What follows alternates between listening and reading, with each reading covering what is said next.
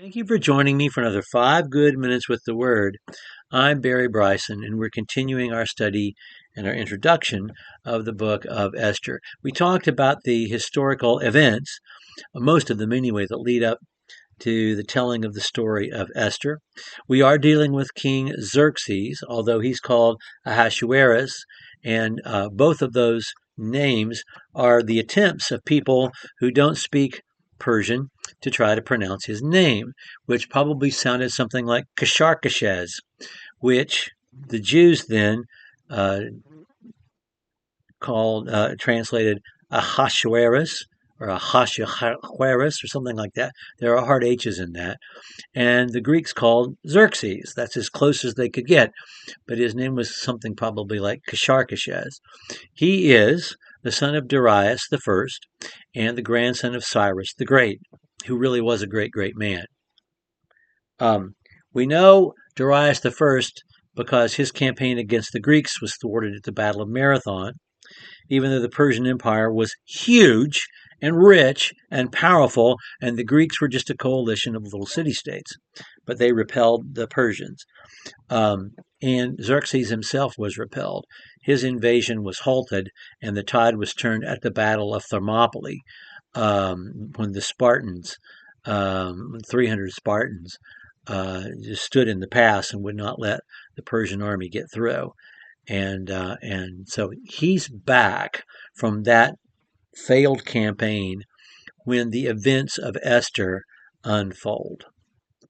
And so we need to know that.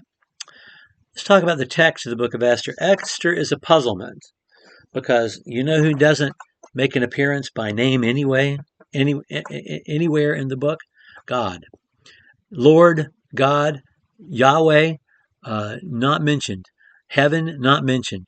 No one is seen praying or observing Passover, although Passover is alluded to. It is a puzzlement that God is not in any way directly referenced.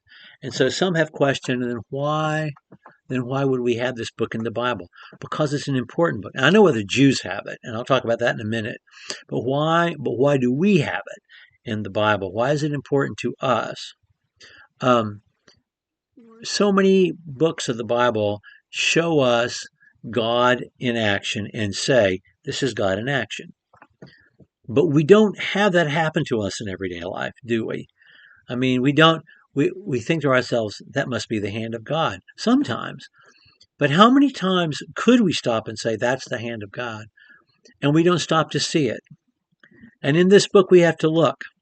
We have to look hard because it's so evident, but we do have to look. And it's there. It's there.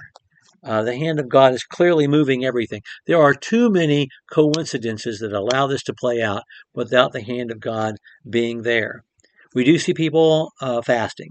We also have Mordecai saying to Esther, how do you not know that you weren't placed here for such a time as this?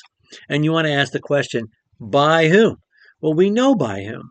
And then in chapter 3, verse 12, the decree that threatens the life of all the Jews is disseminated among the Jews on the very first day of Passover, which is not called the first day of Passover, but we're given the date in the month of Nisan, and we know it is the first day of Passover. I think this book quite clearly is an exercise in training us up to see God ourselves, for ourselves, in the way events play out, without having somebody to cut our steak for us, without having somebody to stand at our shoulder and say, see, there it is.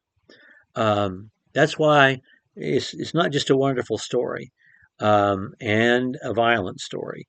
It's not just a wonderful story, but it's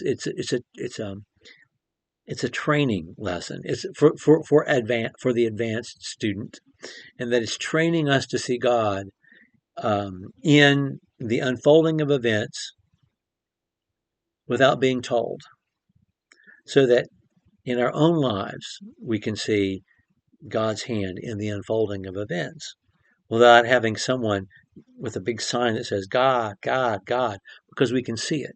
And we've been trained to see it by reading the book of Esther. That's why I think is what I think Esther is. And maybe I should have put that in my recommended reading for that reason. In fact, I should have. Big fail on my part. Okay.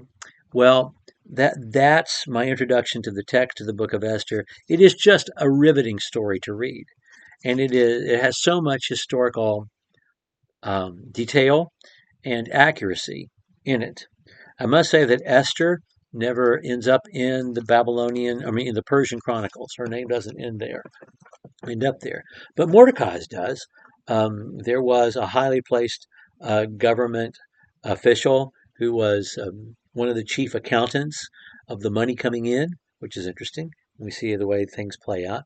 And his name was Mardukah, and he was appointed to that high position at the end of the reign of Darius the First, and he didn't pass until towards the end of uh, Xerxes, which puts him exactly at the right place and the right time, doing the right job that we see Mordecai doing in the book of Esther. Okay, we're going to get into the text of Esther just barely because we need to set up the immediate political situation, and then we'll be talking about this book. We're not going to do a verse by verse study. We're going to talk about the events as they unfold, particularly as we see characters connected to each other. So we'll talk about Xerxes and Vashti, and then we'll see Esther chosen as queen. We'll talk about Mordecai and Haman, Mordecai and Esther. We'll see Esther intervene. We'll see Haman's downfall, and then the conclusion. One more thing I need to point out about Esther, and I said I'd tell you why the Jews have this book. Because one of their main feast days is the Feast of Purim. And the Feast of Purim, or the Feast of Lots, and Purim is a Persian word that has made its way into biblical Hebrew because this happened during the Persian Empire. Purim, that festival celebrates the events of the book of Esther. And Esther is one of the five megaloth, along with Ecclesiastes, Song of Solomon, Leviticus, and Ruth. And the five books of Megaloth are the five books that are read on the day of the five major feast days, and it's one of them. And that's why this book is important to the Jews, because it gives the origin of the Purim feast.